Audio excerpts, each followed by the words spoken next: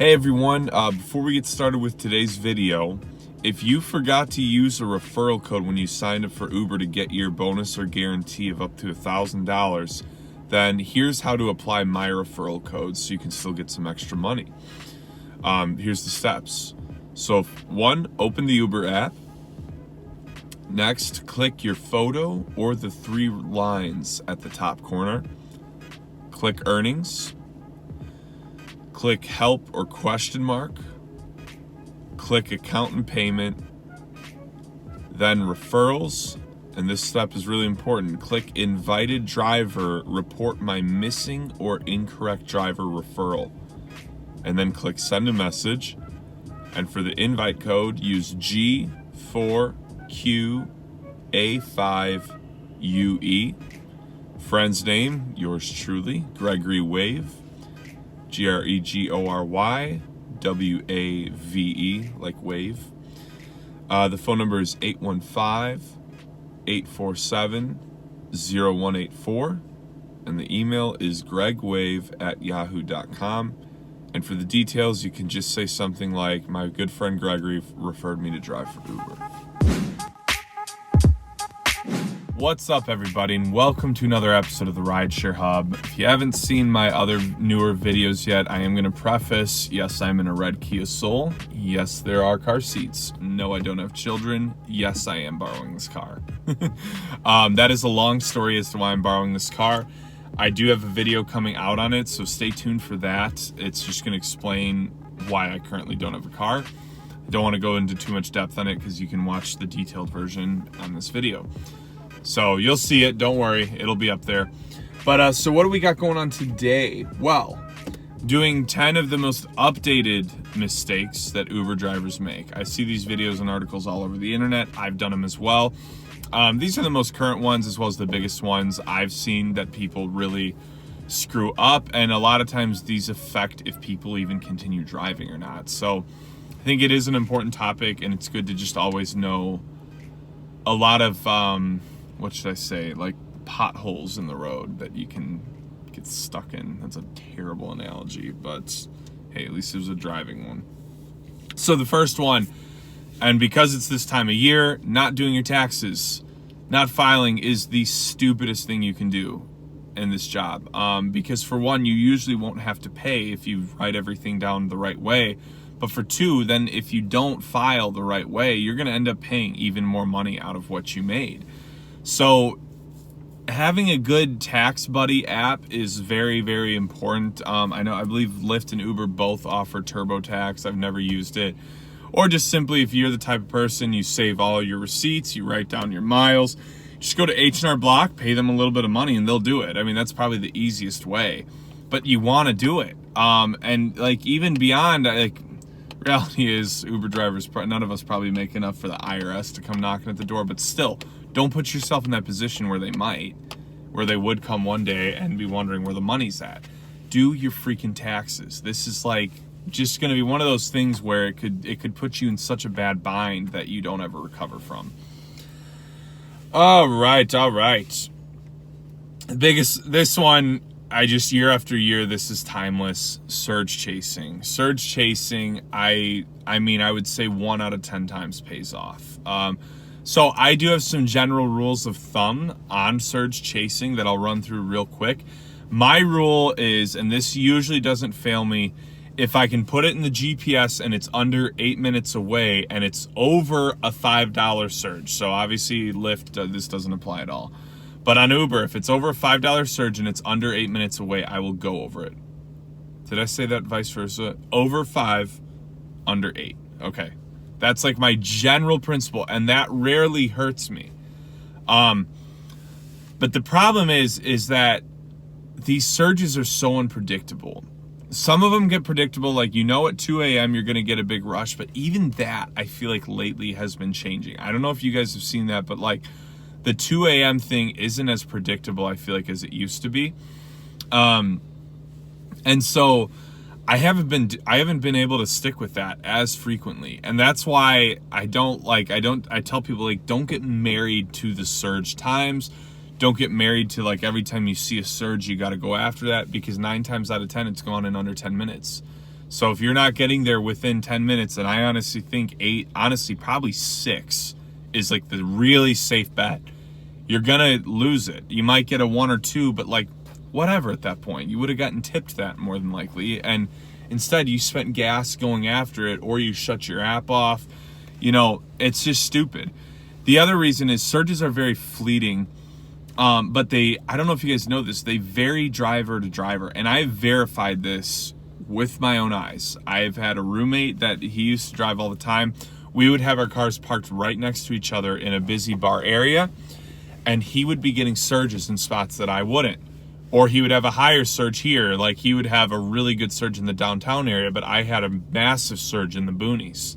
Makes no sense, because we're told that it's about supply and demand. If there's more rides than available drivers, you get a surge. Clearly that is not the case anymore.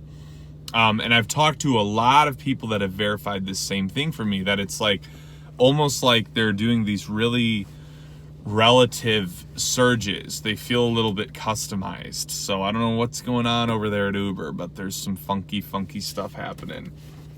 So that being said, that's the biggest reason why you don't surge chase, because if they are placing them randomly, you have no guarantee that it's going to be there for more than 3 minutes.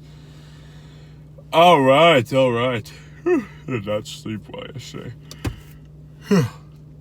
The next biggest mistake, I think, is not utilizing either Friday or Saturday or both in your Uber week. This, I think, is detrimental, because utilizing just one of these days, I honestly prefer Fridays over Saturdays, but just utilizing one of them. I mean, it's like sometimes you work 4 weekdays and you make $250, and then you work on Friday and you make $250. So you'll make your entire week in one day sometimes. It's just a no-brainer. I don't want to even go too much more depth into that, because you just got to try it out, especially if you're willing to do night shift. Side note, has the night shift also seemed not as good lately? I don't know if that's, again, just me, but night shift hasn't seemed as good. The next one is not utilizing third-party apps. So there's a lot of apps that are going to add massive value to your Uber and Lyft life. One of the bigger ones, I think, is Gas Buddy. Gas Buddy will show you the cheapest gas in the area. And I mean, sometimes you got to drive 10 miles, but I mean, a lot of times it's the difference between like 30 to 40 cents a gallon. But what I liked about it more than anything is once I got used to the areas that had the cheapest gas, then I started just remembering them. I don't use the app anymore, but I did then really actively. And then as I started learning which gas stations were the cheapest, I knew which ones to look out for and to go to. And I knew what areas to stay away from as far as gas. So Gas Buddy's a great app. On that same note, GetUpside is phenomenal. I know you guys probably get annoyed that I plug it so much, but it really does save you a lot of money on gas. You know, the referral program they do is probably the best I've seen on a lot of apps that work this way with this system. And as you get good at it, you know, you're consistently saving 10, 20 cents a gallon. So then if you're pairing that with something like Gas Buddy, and you throw in your Uber and Lyft gas perks, I mean, guys, like you can literally be getting 30 to 40 cents off a gallon every time you fill up. And now you might not notice that because you're still paying for gas, but what you're not seeing is that you're actually saving $40 a month, give or take. You know, that's how easily it adds up if you're paying attention to it, because we use a lot of gas. But there's so many different apps that can offer a lot of value, and I've got a video on this out there somewhere too that you can Google. But like, even like, there's a flight tracker app I used to really like, so I would know when the best like airport rides were going to be happening, because usually I wouldn't even risk waiting in the lot. But with apps like this, I would know, okay, well, there's X amount of flights landing here, that's going to guarantee X amount of passengers. You know, and that means I'm more than likely going to get a ride quick, even if I'm in the queue. Side note, there was an article posted here in, no, it was a part of the airport rides being removed here in Phoenix. So there was a whole thing here with the airport rides in Phoenix, and originally drivers weren't going to be able to do it. They found that it was illegal, so now they still are. I had to preface that. But, so when they were doing this voting on it, some lady in the like Phoenix Metro or whatever said that there was 900 rides, Uber and Lyft rides being given from the Phoenix airport an hour. And I was like, there is not a chance that is true, because if that were true, wouldn't be an airport lot. Like, you would literally just be getting pinged from all over the place. So I love these misconceptions. The people that fight ride sharing, it's so ridiculous the things they come up with. I'm like, where do you guys grab this bullcrap data? Like, that's not, there's no way that's true. Because like the queue here, a lot of times the most drivers it has is like 70. But if there was 900 rides an hour, there is not a chance that the queue would even get full. Moving right along, not using destination trips the right way. Destination trips changed the game for me. I know like you get 2 a day, but like, man, what I can make on those 2 destination trips is ridiculous. So I have a video on this too. So again, I don't want to elaborate, but here's some quick things. Destination trips for consecutive trip bonuses work really well, especially if you're using it on the final 2 rides, because then you're guaranteed those rides if you do them to or from the airport.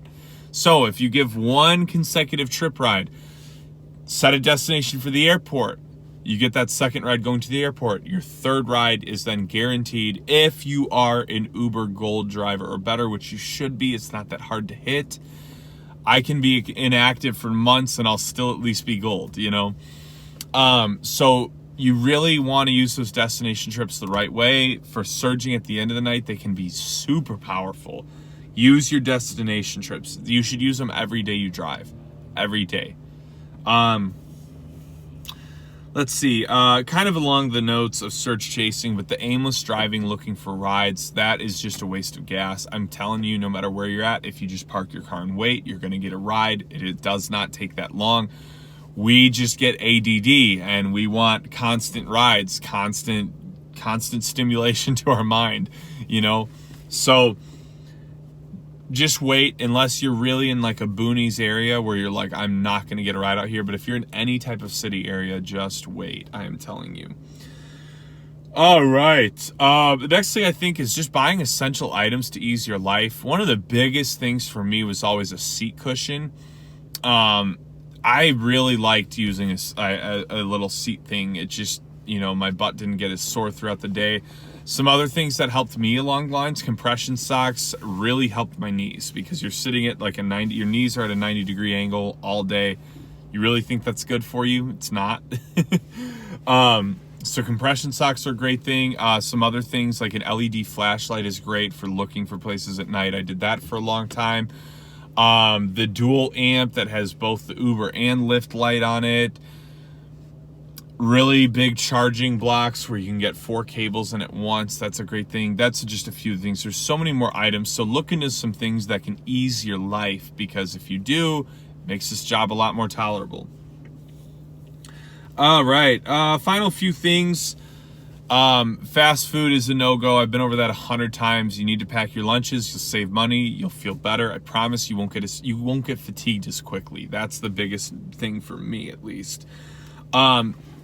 Next thing is not resting.